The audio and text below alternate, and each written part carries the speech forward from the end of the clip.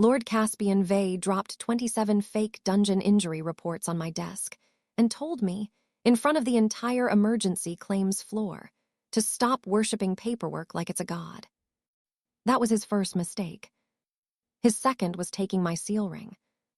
His third was signing the transfer form I placed in front of him without reading the liability clause. My name is Mara Fenwick. I was 32 years old, a senior claims clerk at the Royal Dungeon Claims Office, and for 9 years I had been the tired woman with ink on her fingers who made sure nobles, adventurers, healers, and dungeon contractors did not bankrupt the kingdom before lunch. Caspian looked at my plain brown robe, my cracked seal ring, and the weak silver flicker around my wrists, and decided I was harmless. Everyone did. My cultivation had been stuck at second ledger stage for 11 years. I could not throw fire, summon swords, or punch through stone.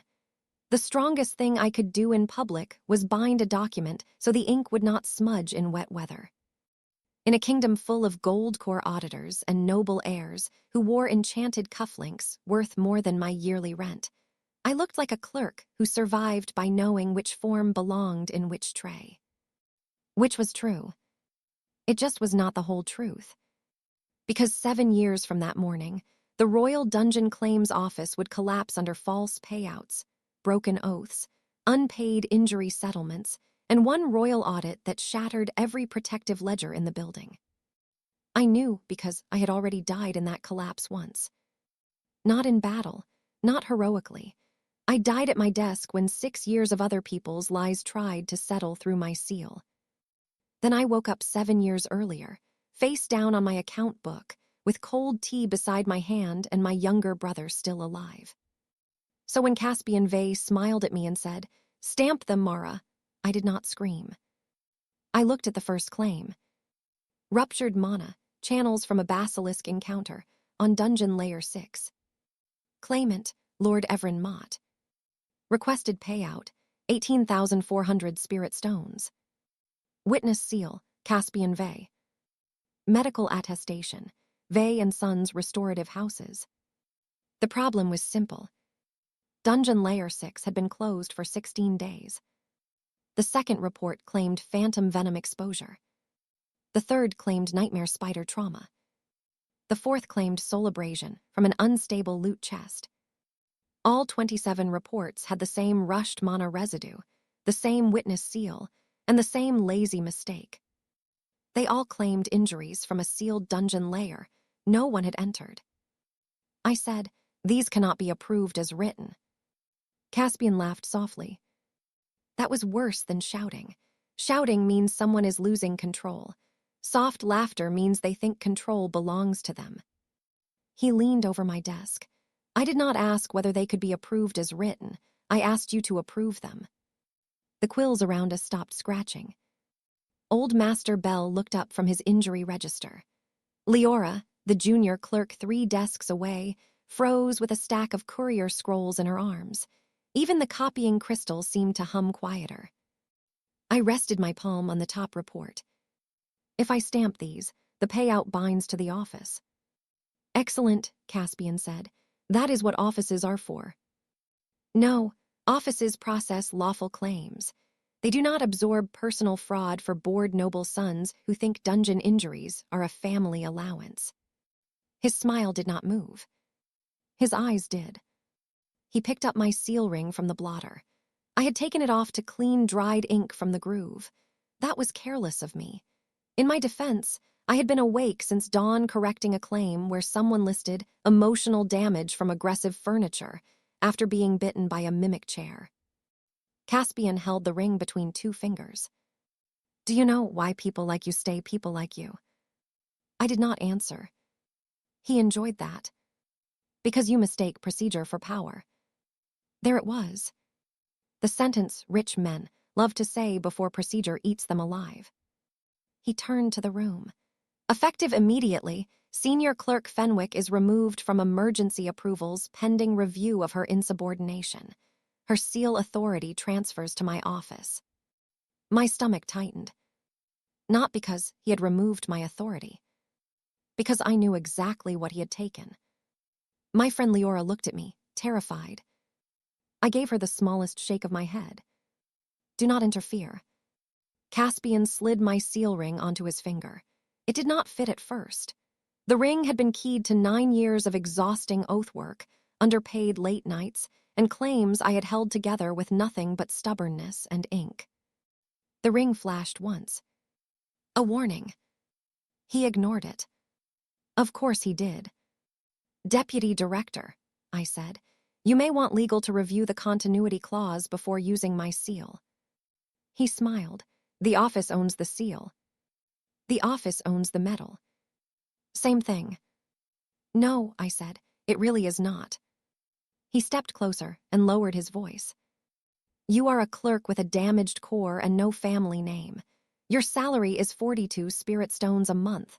Your brother's treatment costs 38. You are not in a position to teach me law. That one hit. He knew about Talon.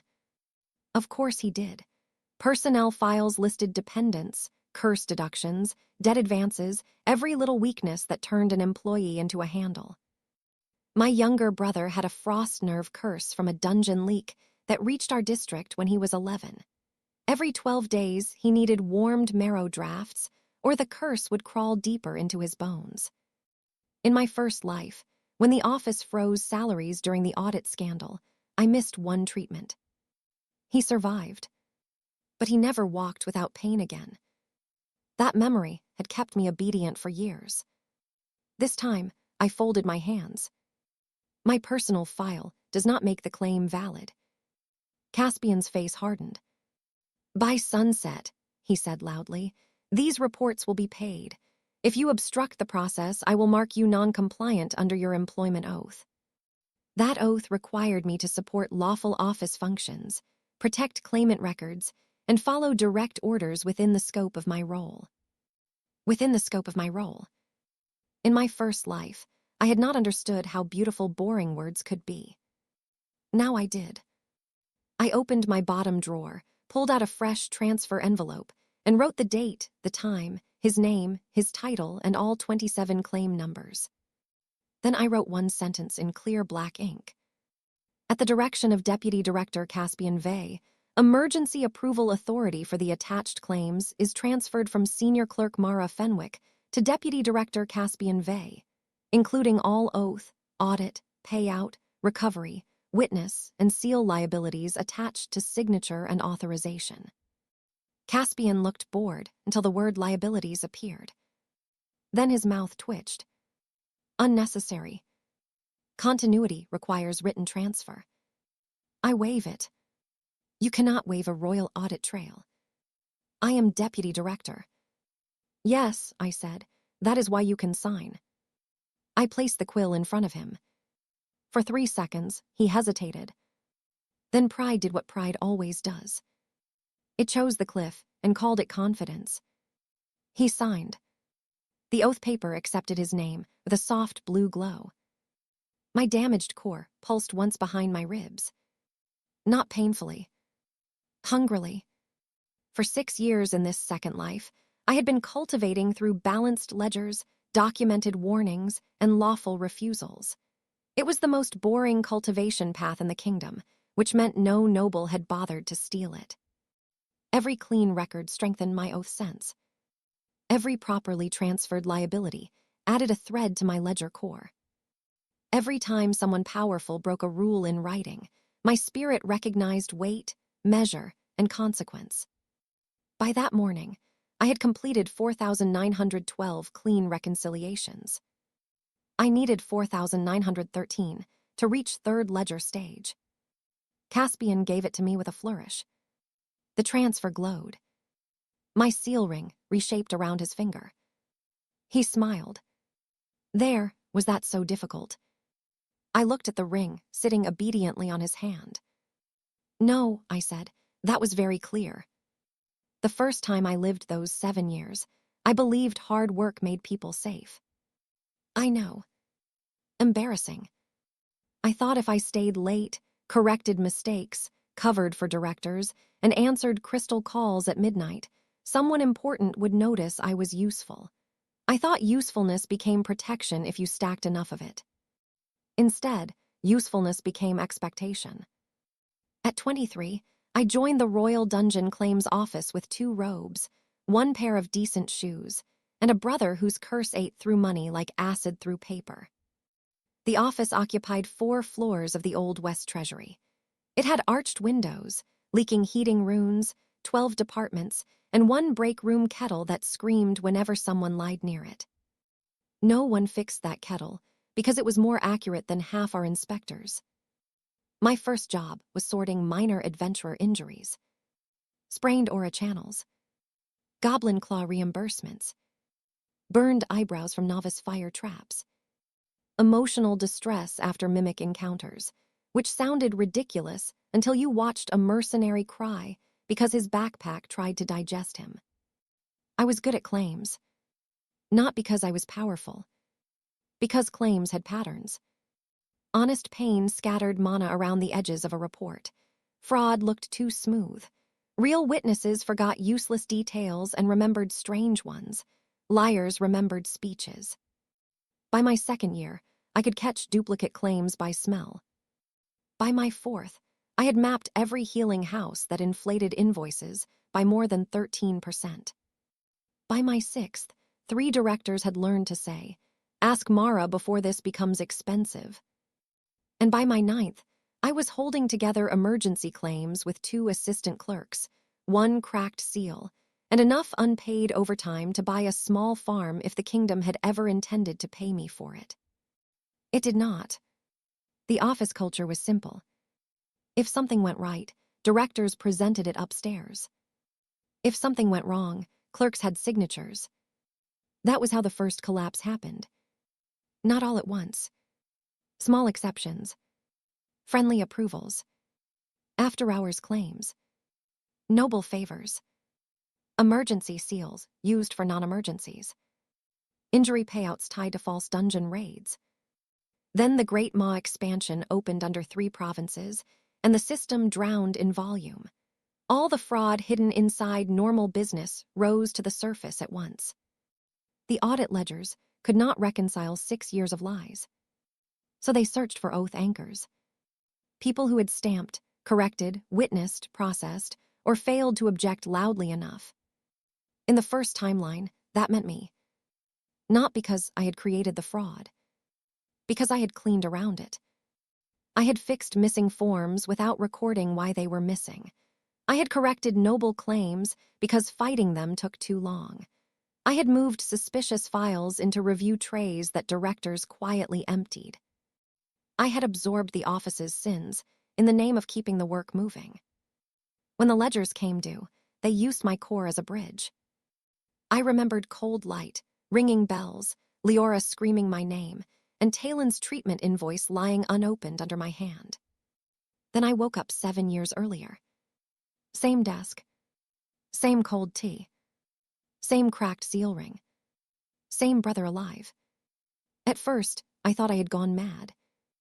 Then I opened my drawer and found the red scarf Talon had given me for my 32nd birthday. Except in that year, he had not given it to me yet.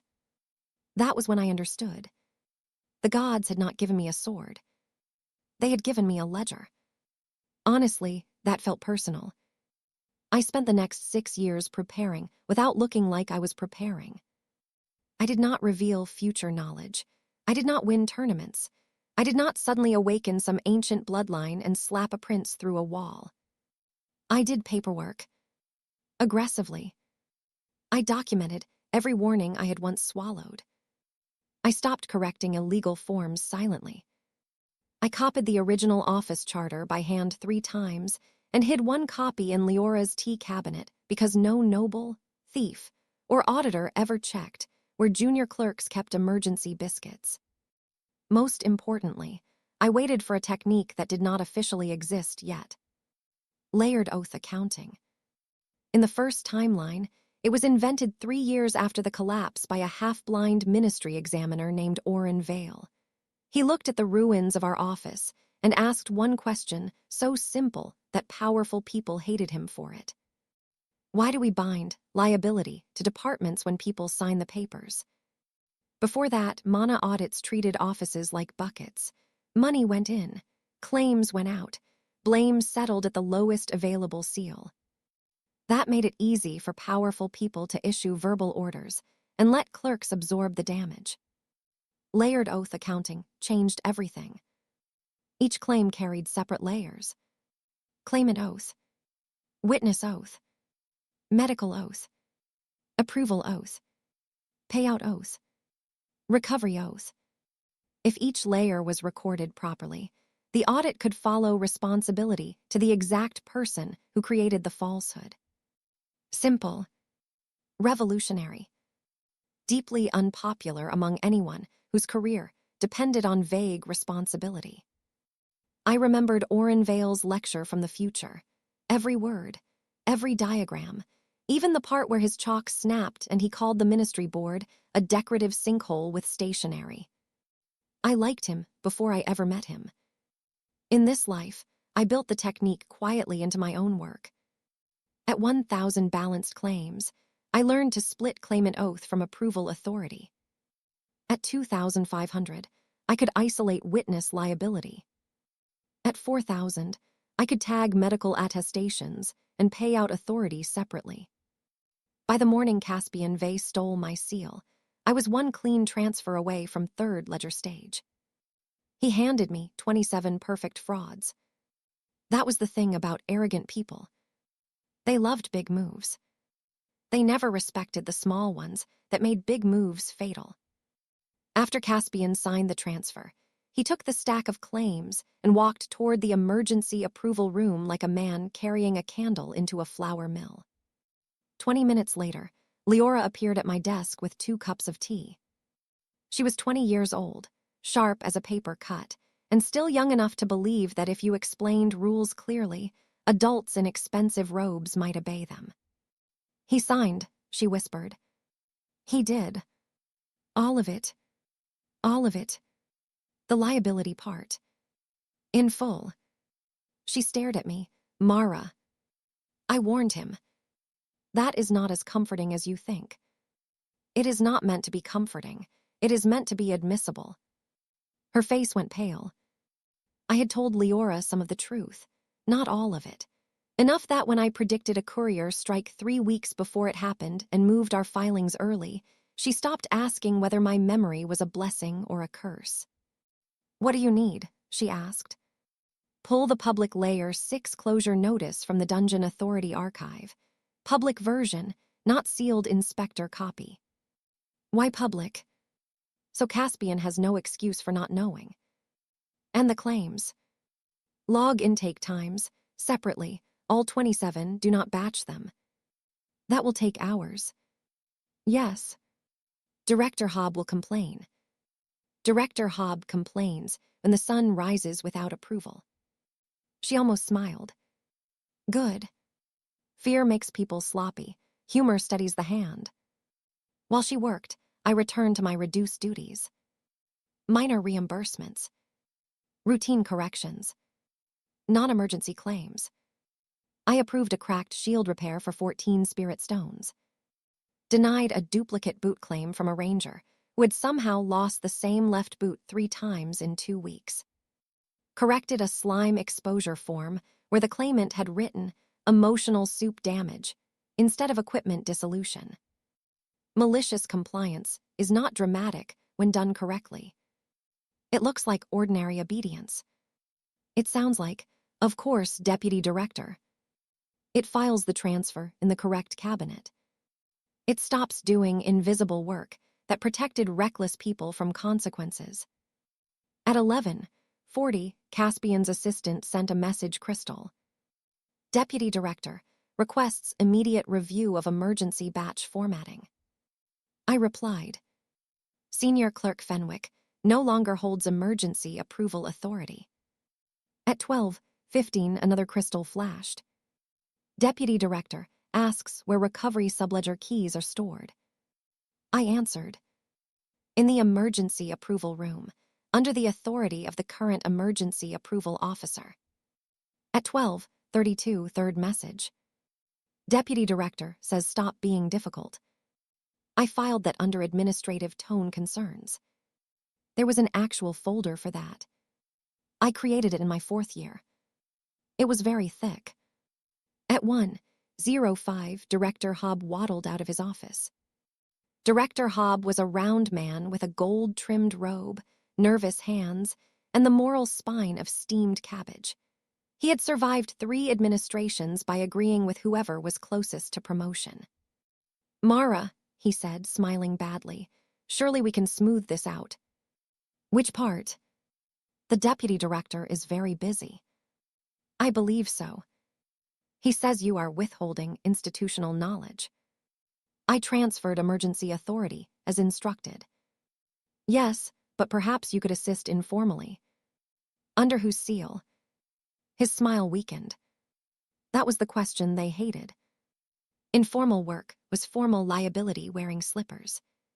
He lowered his voice. "You know how noble appointments are. We all must be flexible. I have been flexible for 9 years. And valued. My salary was cut by 8% last winter. Budget pressure. My overtime petition has been pending for 14 months. Administrative backlog. My brother's treatment subsidy was denied because my rank was classified as non-essential." He looked away. "Good. I will perform every duty assigned to my current role," I said. "No more, no less." His beard twitched. "That sounds like a threat." "No, Director, it is a boundary." He hated that. Boundaries sound like rebellion to people who profit from exhaustion. At 2:00, my core tightened behind my ribs. The world around the ledgers sharpened. Honest claims looked like woven cloth. Messy but connected. Fraud looked like painted glass. Smooth surface, nothing behind it. The 27 files in Caspian's office shone through the wall like blue-black candles. All waiting for payout. 3rd ledger stage. Quietly achieved between a denied boot claim and a director lying about flexibility. Very glamorous. I recorded the milestone in my private cultivation log. Date, time, trigger, witness, none. Then I went back to work. Because power that cannot survive office hours is not power. The Royal Dungeon Claims Office had one sentence carved above the main audit hall in old silver letters. "The dungeon takes blood, the kingdom pays truth." Most people thought it was ceremonial. It was not. Every claim was an oath. Every payout was a promise. Every lie created debt. And debt did not vanish because someone had a famous surname. It waited. By 3:30 that afternoon, Caspian had approved all 27 claims. Total payout requested, 413,650 spirit stones. He did not stagger the payments. He did not request secondary verification. He did not check the Layer 6 closure notice Leora had placed in the public archive queue with a bright yellow reference tag. He batch approved everything under Emergency Noble Service Code. That code was intended for mass casualty events involving recognized royal expedition teams. Lord Evrenmott's bathhouse wine injury did not qualify. The payout ledger hesitated. I felt it from my desk. A normal clerk would have seen a processing delay. A normal auditor might have heard a faint chime. My 3rd ledger core heard the hesitation like a held breath. The ledger was asking a question. Who owns the lie? Before layered oath accounting, that question would have spread across the office, found the nearest active continuity clerk, and sunk into my seal history. This time, every layer had a name. Claimant. Witness. Medical attester. Approval officer. Payout authority. Caspian Vey had signed 3 layers himself and connected the remaining 2 to his family's healing houses. Honestly, it was almost considerate. At 4:10, the first payment released. 18,400 spirit stones to Lord Evrenmott. At 4:11, the recovery layer opened. That was not supposed to happen until audit season. But false claims from closed dungeon layers triggered early recovery if properly tagged. I had tagged them, Not secretly. Not illegally. I had built the intake template 6 months earlier and presented it at a staff meeting where Director Hobb nodded through the whole thing while reading a pastry menu. The template separated dungeon location, witness authority, medical source, approval identity, and recovery liability into distinct oath channels. No one cared, because it made the form 2 inches longer. Powerful people will ignore almost anything if it looks like admin. At 4:30, Caspian walked back onto the claims floor. He looked pleased. Too pleased. "I hope everyone saw how simple that was," he announced. "Emergency claims move quickly when not obstructed by fearful clerks." No one looked at me. That was fine. I was processing a kitchen worker's claim for an acid mold-damaged glove. Caspian stopped beside my desk. "Do you see, Mara? The kingdom continues." "For now." His smile thinned. "Careful." "I am." "You think because you understand ink, you understand power. But power is who can make a room obey." I signed the glove claim and dusted it with drying sand. "No," I said. "That is authority. Power is what still works when the room stops obeying." He stared at me. For the first time that day, uncertainty crossed his face. Then a message mirror screamed from the emergency approval room. Not chimed. Screamed. Every clerk flinched. The mirror screamed again, then projected the Royal Dungeon Authority seal in red light across the ceiling. Layer discrepancy detected. Emergency Noble Service Code used for closed-site incidents. Recovery inquiry scheduled. Time until preliminary audit, 16 hours. The room froze. Caspian's jaw tightened. Routine. I did not comment. He strode back to the approval room. Leora appeared at my side with a stack of folders. 16 hours, she whispered. Yes. Can they fix it? No. Could you fix it? In the first timeline, I tried. She swallowed. What happens at preliminary audit? The ledger asks the same question 3 times. Who owns the lie? I nodded. She looked toward Caspian's office, and this time, it will get an answer. The countdown changed the building. At first, people pretended nothing was wrong. Offices do that. People refill ink, sort forms, whisper near supply cabinets, and say, maybe it will be fine, with the haunted optimism of people who have seen nothing be fine before. By 5:00, Caspian had called legal. By 5:20, legal had called medical compliance. By 5:35, medical compliance had called Vey and Sons Restorative Houses. By 5:42, Vey and Sons sent a statement saying all medical attestations were preliminary, non-binding, and subject to claims office approval. Beautiful. His own family had begun stepping backward before dinner. At 6:00, my shift ended.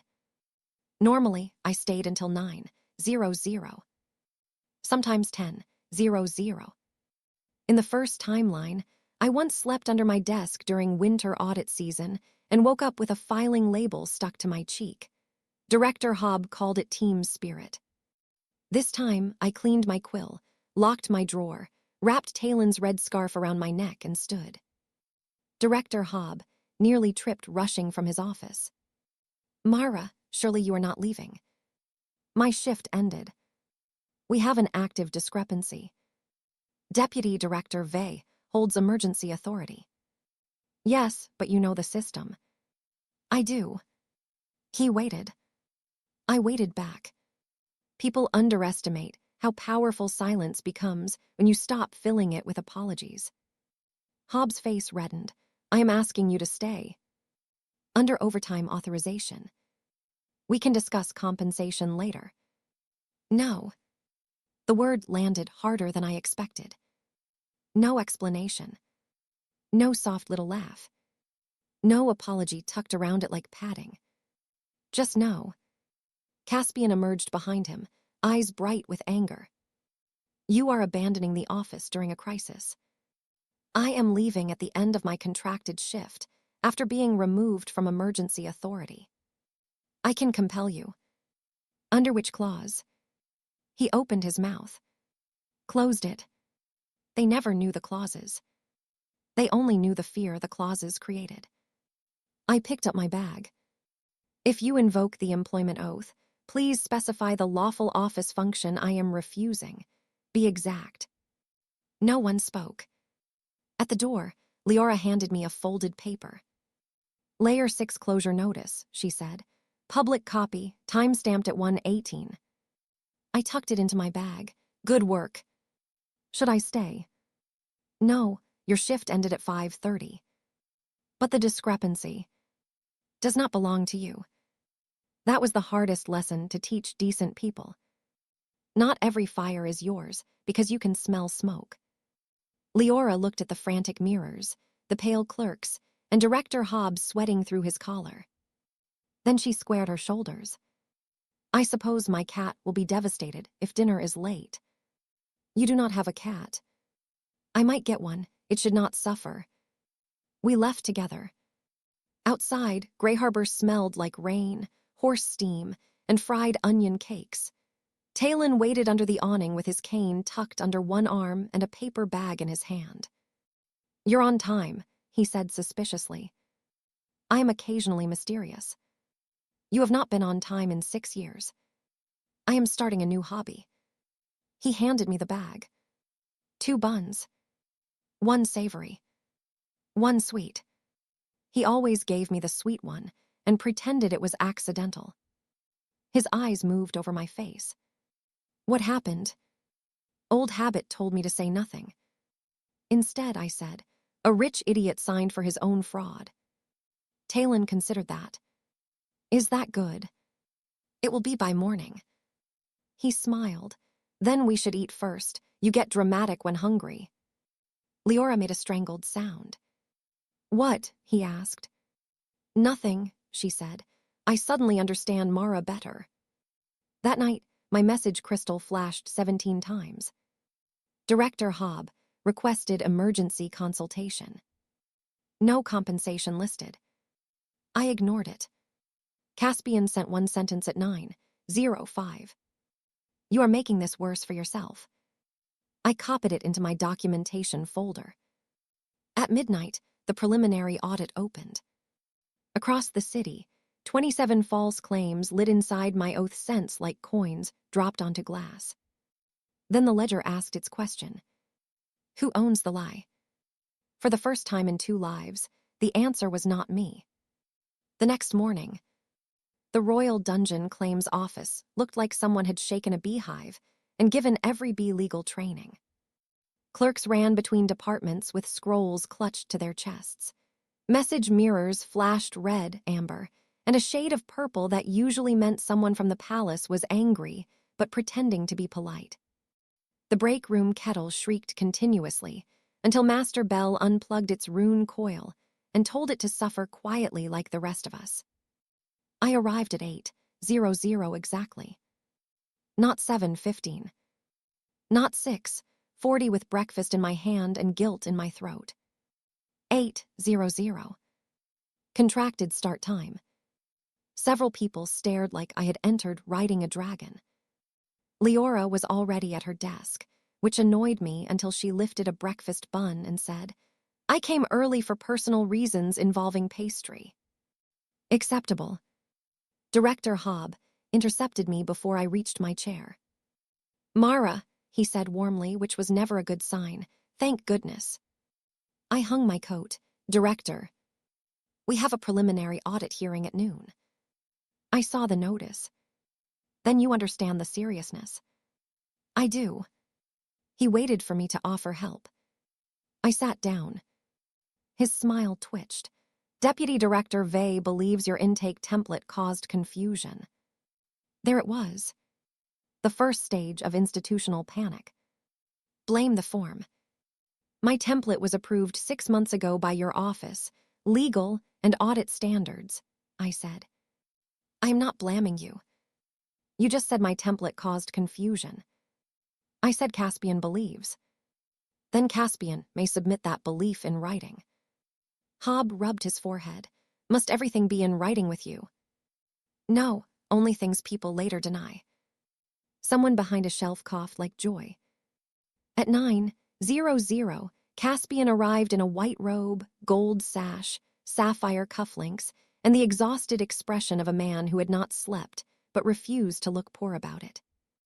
Young masters never went to disaster underdressed. At 9:12, the first noble claimant retracted his report. Lord Everin Mott claimed the injury form had been submitted by overzealous household staff. Unfortunately for Lord Everin, his claimant oath already carried his voice print, blood mark, and 3 vanity flourishes in the margin. Retraction denied pending audit. At 9:25, Vey and Sons amended all 27 medical attestations from confirmed injury to possible discomfort. The ledger marked that as retroactive weakening. At 9:40, the dungeon authority sent the public layer 6 closure record. Closed for structural rune repairs. 16 days. Unauthorized access, none.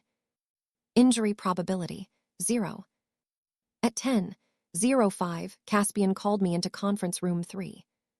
Conference room 3 was where bad ideas went to wear polished shoes. It had a long table, 6 chairs, a cracked portrait of King Alaric, and a spell tablet that only recognized handwriting when someone was angry. Caspian sat at the head of the table. Director Hobbs sat beside him. 2 legal scribes sat to his left. A palace liaison stood near the window, expression blank in the expensive way. I remained standing until someone offered me a chair. No one did. So I pulled one out myself and sat. Caspian's jaw flexed. Mara, he said, we need to resolve this quickly. Agreed. You will testify at noon that the emergency batch was processed according to standard office practice. No. The legal scribes stopped writing for half a second, then quickly resumed. Caspian leaned back. Perhaps you misunderstand. We are offering you an opportunity to protect the office. The office is protected by accurate testimony. The office is protected by unity. No, fraud is protected by unity. Offices are protected by records. His eyes narrowed. You really want to do this? I want to answer questions truthfully. You think auditors care about clerks? No. That surprised him. Auditors care about clean liability chains, I said. That is enough. He pushed a paper across the table. Sign this statement. I read it. Always read before reacting. It annoys people who rely on speed. The statement said I voluntarily transferred authority due to uncertainty about emergency procedures. It said Deputy Director Vey acted in good faith based on incomplete intake separation. It said any discrepancy resulted from outdated clerk-level documentation. It was almost elegant, in the way a snake is elegant while measuring your ankle. No, I said. Caspian's face darkened. You are refusing a direct order. I am refusing to sign a false statement outside my role. You are an employee. Yes. I am your superior. Yes. So obey. I looked at the legal scribes. Both found the table fascinating. Then I looked at the palace liaison. She said nothing. Fine. I turned back to Caspian. In the first paragraph, you state I voluntarily transferred authority due to uncertainty. False. You removed my authority after I refused invalid claims. In the second paragraph, you state you acted in good faith based on incomplete intake separation. False. I gave you a written transfer listing approval, audit, payout, and recovery liabilities before you signed. In the third paragraph, you blame outdated clerk documentation. False. The intake template was approved by Director Hobb and legal. Hobb's face went gray. Caspian's voice dropped. Careful. I am. If you walk into that audit hearing against me, I will end your career. For one honest second, the room changed. Threats are common in offices. Most wear costumes. Feedback, concern, opportunity. A naked threat has a different smell. The table rune pulsed. The legal scribes wrote very quickly. I closed my notebook. Deputy Director Vey, you keep mistaking my career for the part of my life I am trying to save. Then I stood. At the door, the palace liaison finally spoke. Senior Clerk Fenwick. I turned. Her badge read Sir Calenth Rook, Royal Audit Office. Not liaison. Auditor. Interesting. Yes. Bring your original transfer record to the noon hearing. Caspian stood. That record is internal. Sir Rook did not look at him. Not anymore. At 11:30, Leora brought me the case file. She had tied it with blue string, the color for verified chronology. Inside were copies of the transfer, the Layer 6 closure notice, intake timestamps, approved template records, message crystals, and Caspian's written threat from the night before. I stared at the folder. This is very complete. She lifted her chin. I learned from a terrifying woman. Good, terrifying women keep receipts. Her mouth trembled. Are you scared? I wanted to lie. Instead, I said, yes. She looked relieved. So did I. I am scared, I said, but I am not confused. That is better. At noon, the main audit hall was full. The hall sat beneath a glass dome etched with oath runes older than the current royal line. 12 stone desks circled a sunken ledger pit where audit books floated on chains of blue fire. Half the office crowded into the gallery. Directors, clerks, legal staff, medical compliance officers, 2 dungeon authority representatives, 4 noble observers, pretending they just happened to be nearby. Caspian stood at the lower desk in full deputy director glory. His aunt was there too. Lady Vey wore emerald silk, 3 rings of office, and the expression of a woman deciding whom to sacrifice.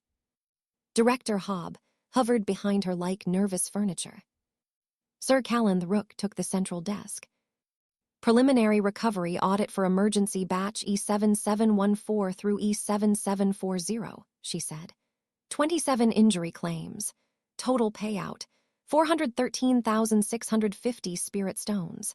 Discrepancy trigger, closed dungeon layer, improper emergency code, layered liability conflict. Layered liability conflict. Caspian glanced at me. He had not known the term existed. Of course he had not. In this timeline, officially it barely did. Sir Rook looked down. Approval officer of record. Caspian stepped forward. Deputy Director Caspian Vey. Continuity clerk of prior record. Senior clerk Mara Fenwick. The first audit book opened. Its pages turned fast enough to stir my hair. The ledger will ask ownership of false oath, Sir Rook said. We proceed by layer. Caspian frowned. Standard procedure assigns discrepancy to departmental review before individual recovery. Standard procedure applies when liability layers are merged. They are merged. This office has always used merged emergency processing. No, I said. Every eye turned. My heart knocked once against my ribs. This batch was processed using separated intake fields approved 6 months ago. Claimant oath, witness oath, medical attestation, approval authority, payout authority, and recovery liability were recorded separately. Caspian snapped. That template was clerical.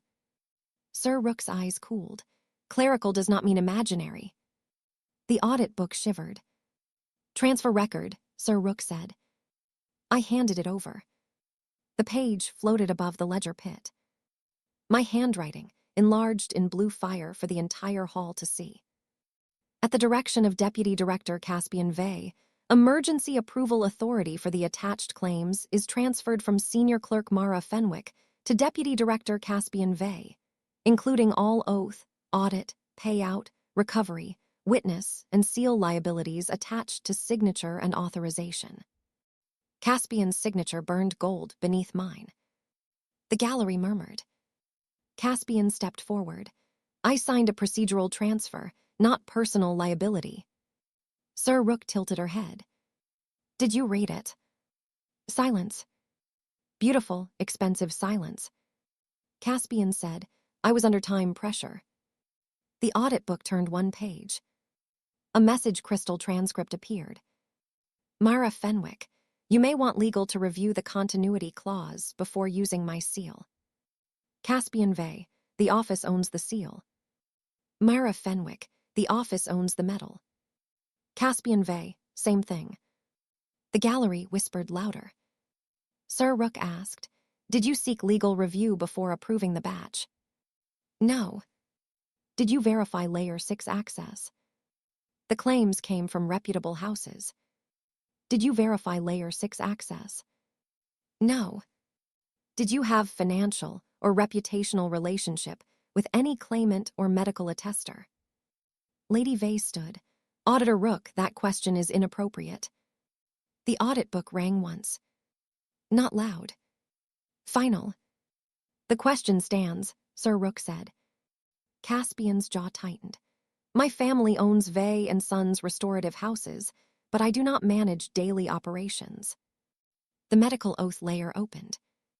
27 pale threads rose from the ledger pit. Vey and Sons restorative houses. Confirmed injury. Preliminary discomfort. Emergency treatment. Fee estimate.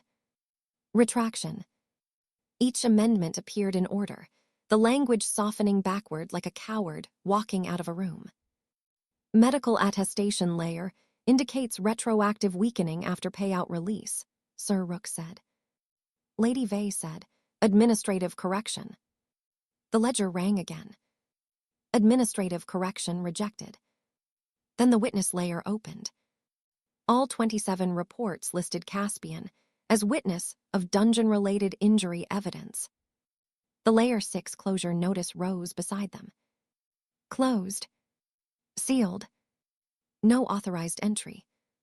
16 days. No exceptions. Sir Rook asked, Deputy Director Vey, how did you witness injuries from a sealed layer? I witnessed the aftermath. Where? In private residences. Were any claimants in Layer 6? I relied on their statements. So the witness oath was not based on witness dungeon exposure. Caspian hesitated. The ledger did not. Witness oath false. The words burned above the pit. My seal ring on Caspian's finger flared. He gasped and tried to remove it. It would not move. Sir Rook's gaze sharpened. Interesting. Caspian turned on me. What did you do? The old me would have flinched. The new me looked at the ring. I transferred authority. No, you trapped me. I warned you. You wrote that language to harm me.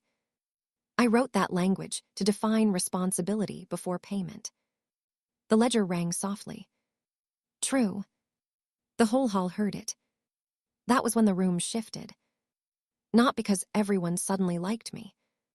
Do not trust stories where justice makes everyone brave. Most people were calculating. Directors calculated distance. Nobles calculated exposure. Clerks calculated hope and risk in the same breath. But Caspian calculated too late. The approval layer opened. His signature appeared 27 times. Then the payout layer. His seal authorization appeared 27 times. Then the recovery layer. For each false claim, the ledger traced debt. Claimant recovery, full payout plus 18% oath penalty. Medical attester recovery, triple fee penalty and license review. Witness falsehood, personal fine, rank suspension, and temporary oath restraint. Approval negligence with concealed related party benefit, royal ethics inquiry. Payout authority misuse, emergency seal revoked pending tribunal. Total immediate recovery assigned to Caspian Vey personally, 413,650 spirit stones. Preliminary penalty, 124,095 spirit stones. Related party review hold, 90 days. Emergency authority, suspended. Lady Vey stood completely still. That was impressive. Caspian looked at his aunt. His aunt looked at the auditors. The auditors looked at the ledger. The ledger, being the only honest executive in the building, continued. Sir Rook turned to me. Senior Clerk Fenwick, did you approve any of the 27 claims? No. Did you receive instruction to approve them? Yes. Did you warn against processing? Yes. Did you document transfer of authority? Yes. Did you alter the claims after transfer? No. The ledger rang after each answer. True. True. True. True. True. My core warmed with every confirmation. 5 verified truths under royal audit. Mana capacity rose from 289 to 340. 4th milestone. I could feel every nervous lie in the gallery, like dust on glass. Sir Rook faced Caspian. The preliminary audit finds sufficient grounds for recovery proceedings, suspension of emergency seal authority, and referral to royal ethics. Caspian's face had gone pale. This will ruin me. Sir Rook's expression did not soften. No, it will audit you. There are sentences you want embroidered on a pillow. That was one.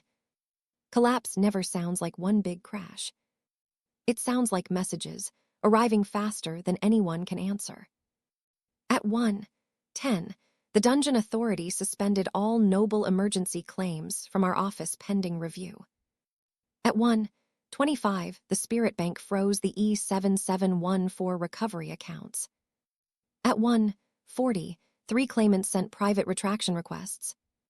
At 2:00, Vey and Sons Restorative Houses received notice of license inspection across all 12 branches. At 2:20, Lady Vey left the building without Caspian. That last one was not official, but it mattered most. Powerful families are loyal until liability becomes itemized. Caspian spent the first hour blaming clerks. He blamed intake. He blamed training. He blamed outdated systems. He blamed hostile administrative culture, which was impressive because hostile administrative culture usually meant a clerk had asked him to fill out page 2. At 3:05, legal requested all my warnings. Leora delivered copies.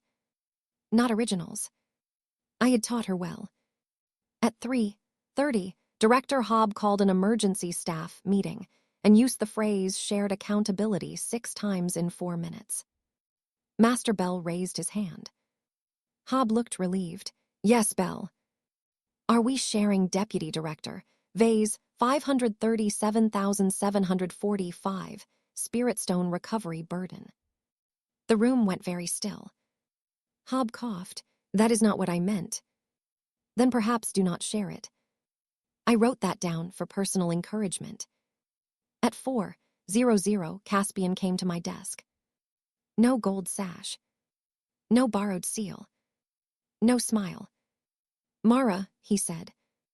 I finished numbering a reimbursement file before looking up. Yes. May we speak privately? No. His face tightened. Please. That word cost him something. Not enough, but something. We can speak in conference room 3 with Leora present as witness, I said. I do not need a junior clerk involved. I do. Leora stood so fast her chair squeaked. In conference room 3, Caspian looked smaller. Not physically. He was still tall and wealthy and wearing fabric that could pay my rent for months, but consequence had entered his posture. It does that. It finds the places pride was holding up and asks for receipts. He sat. I sat. Leora sat beside me with a notebook open and murder in her eyes. Professional murder. The best kind. Caspian folded his hands. I handled yesterday poorly. Leora wrote that down. He looked at her. She looked back. He continued. I was under pressure from claimants, family expectations, and council timelines. I said nothing. People hate when apologies cannot find a soft place to land. I should not have spoken about your brother. No, you should not have. I apologize. Accept it as a statement, not as resolution. His lips pressed together. There may be a way for this to benefit everyone. Everyone. The office, you, your brother. Leora's quill stopped. I felt my core go quiet. Caspian did not notice. Of course he did not. He leaned forward. If you testify at tribunal that I relied on unclear procedure, my family can arrange a settlement. 50,000 spirit stones, enough to clear your debt and pay for your brother's treatment for years. The old timeline breathed behind me.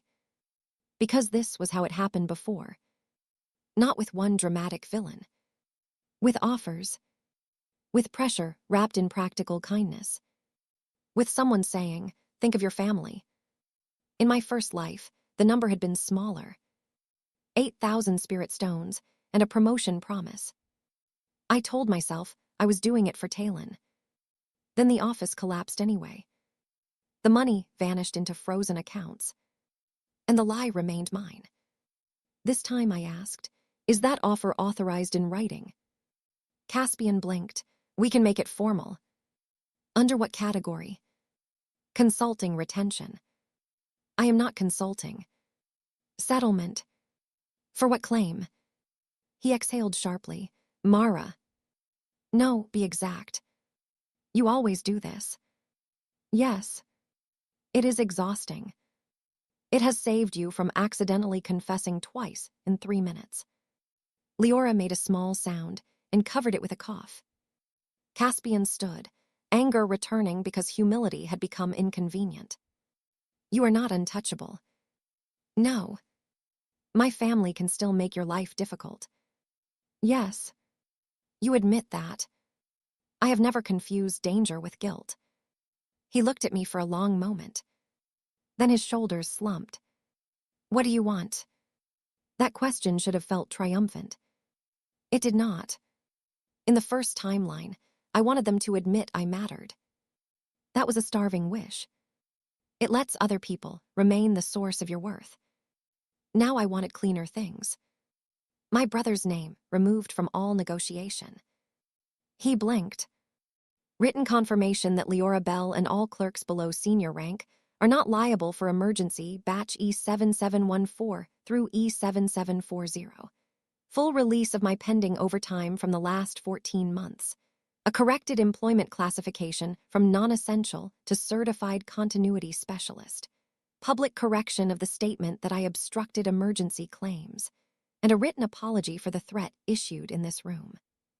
Caspian stared. That is all. No. His jaw tightened.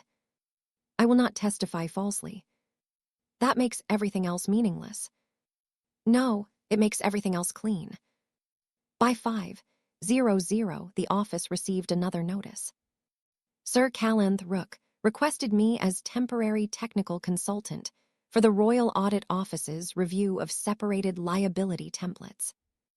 Rate, 600 spirit stones per day. Duration, 30 days. Optional extension. Director Hobb read the notice 3 times, each time looking more personally betrayed by mathematics. My monthly salary was 42 spirit stones. The audit office had offered 14 times that per day. Caspian saw it too. His face did something complicated. Good. At 5:30 I clocked out. Again. This caused visible distress in management, which I chose to interpret as wellness progress. Outside, Talon waited with dumplings. Good day, he asked. I watched a royal ledger financially bite a noble. Excellent. Leora emerged behind me carrying 3 folders and the expression of someone trying to look casual while vibrating with gossip. Talon looked between us. Do I want details? Yes, Leora said. No, I said. He grinned. So yes, but with legal risk. That night, I accepted the audit office's consulting contract after reading all 9 pages and amending 2 clauses. Sir Rook approved the edits within 20 minutes and added 1 note. Sensible. I stared at that word longer than I should have. Sensible. Not difficult. Not obstructive. Not fearful. Sensible. The next 30 days changed everything. I spent mornings at the audit office teaching separated liability to examiners who listened because Sir Rook had apparently frightened competence into them. I spent afternoons documenting old batch weaknesses. I spent evenings cultivating through clean oath separation until my hands cramped. At 100 verified separated claims, my core formed a 3rd ring. At 300, I could read related party benefit without touching the paper. At 500, I reached 4th ledger stage. Still no fireballs. Still no sword aura. But I could stand in a room with 12 contracts and tell which one had been signed by someone lying to themselves instead of others. That skill is more useful than people think. Caspian's tribunal opened on the 28th day. By then, 6 of the 27 claimants had repaid funds voluntarily. 9 were under collection order. 4 healing house managers had resigned. Vey and Sons lost 2 royal service licenses and 31% of its quarterly revenue.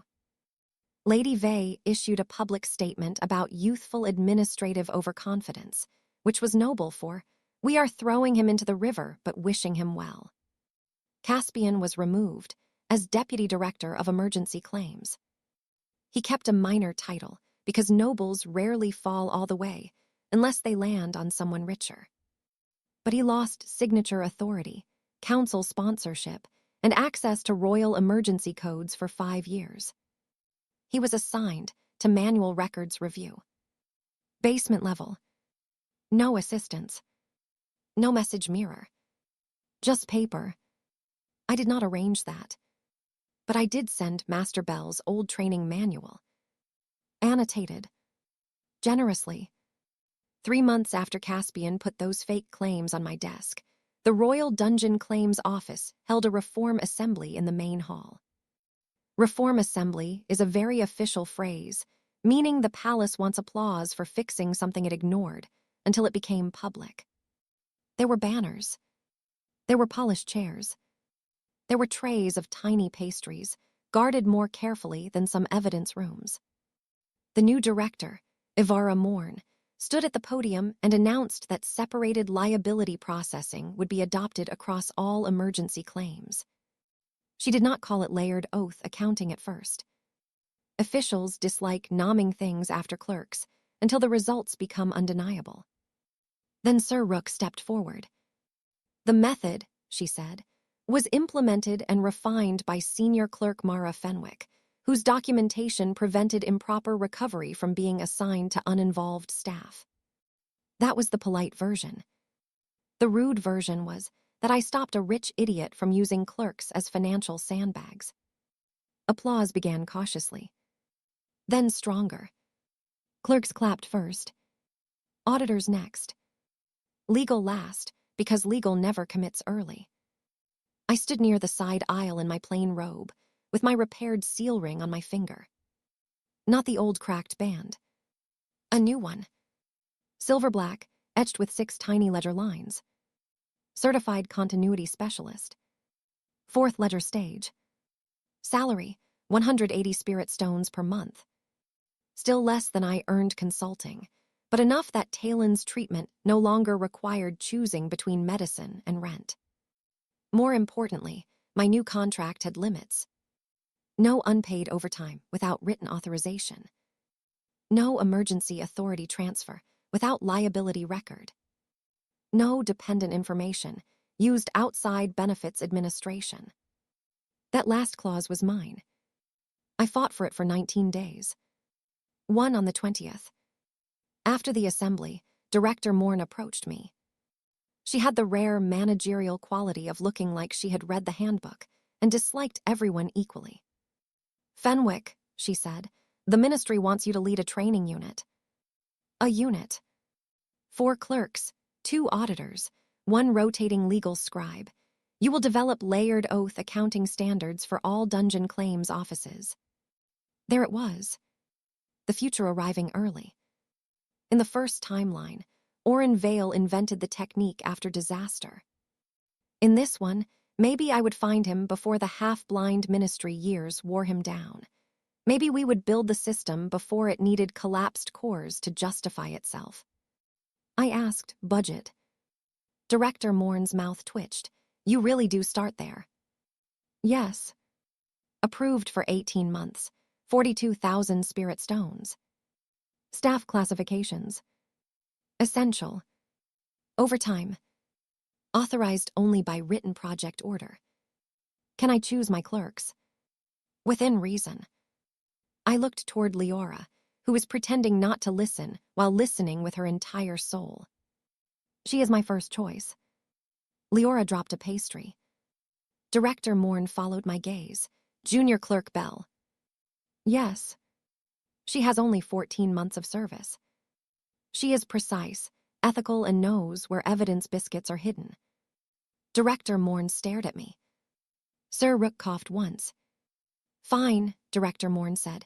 Bell is approved. Leora looked like she might cry or fight someone. With her, it was often hard to tell. That evening, I went home early.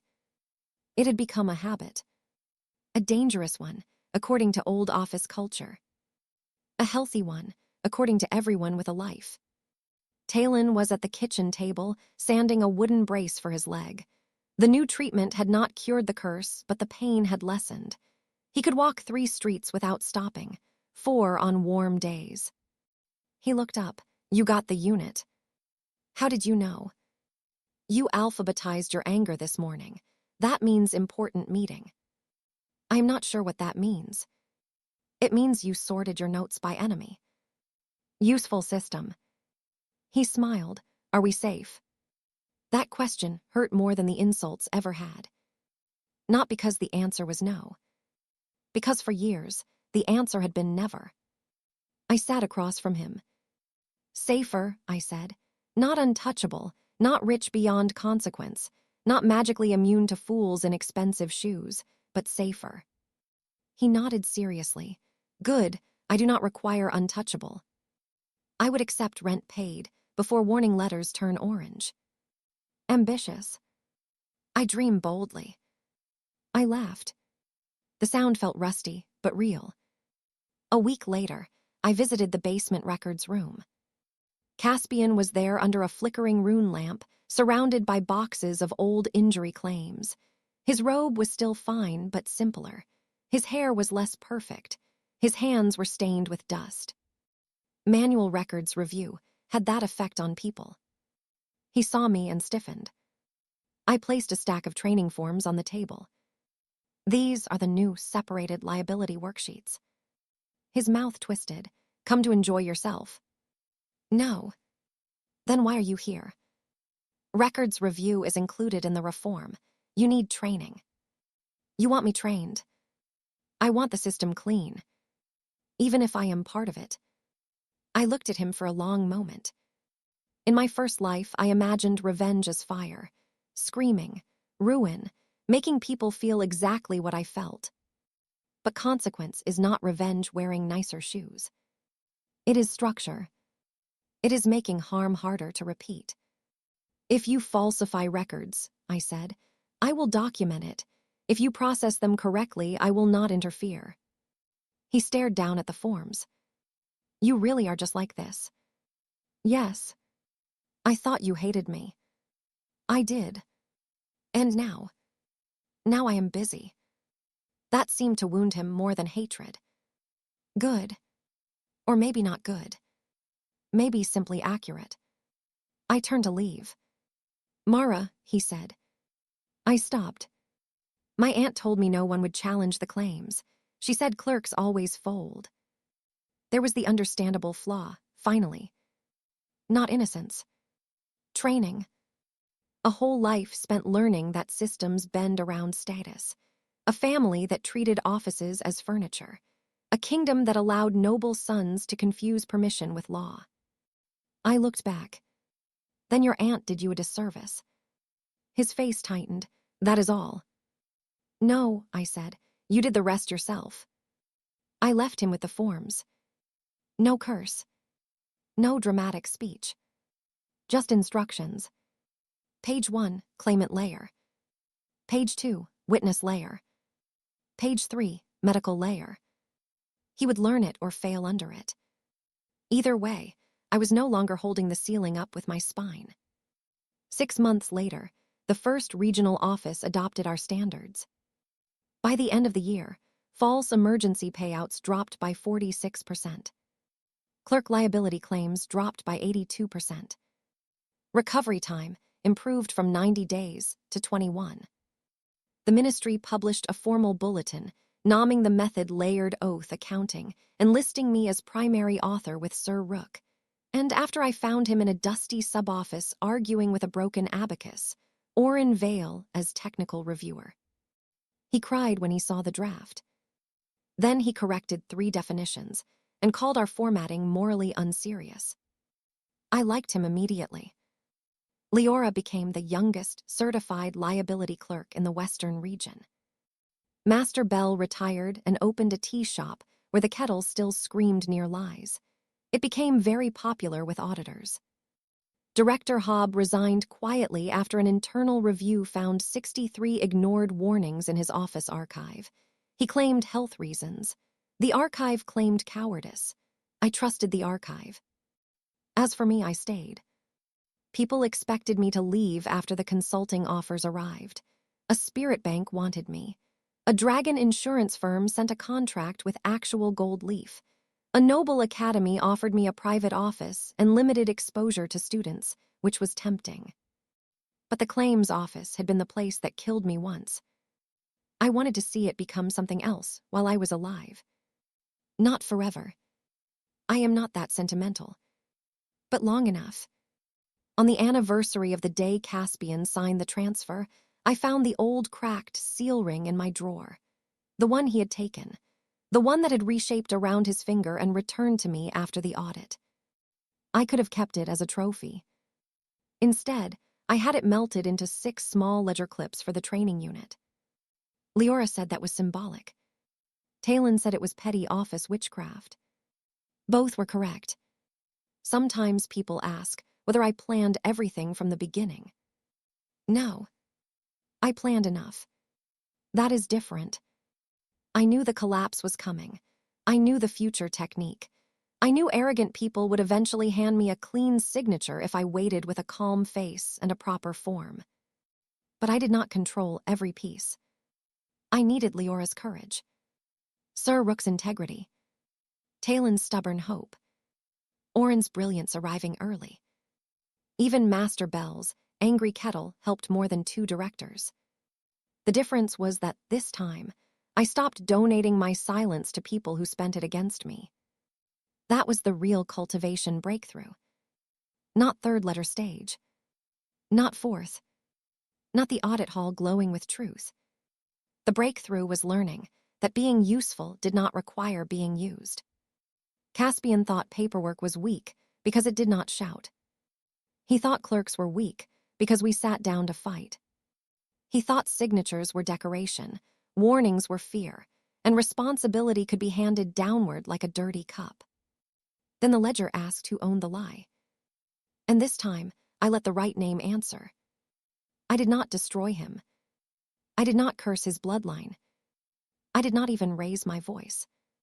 I simply separated the layers, recorded the truth, and stopped paying other people's debts with my life. Because in a kingdom of swords, spells, noble blood, and dungeon monsters, the most dangerous thing I ever learned was this. A consequence does not need to be loud when the paperwork is finally correct.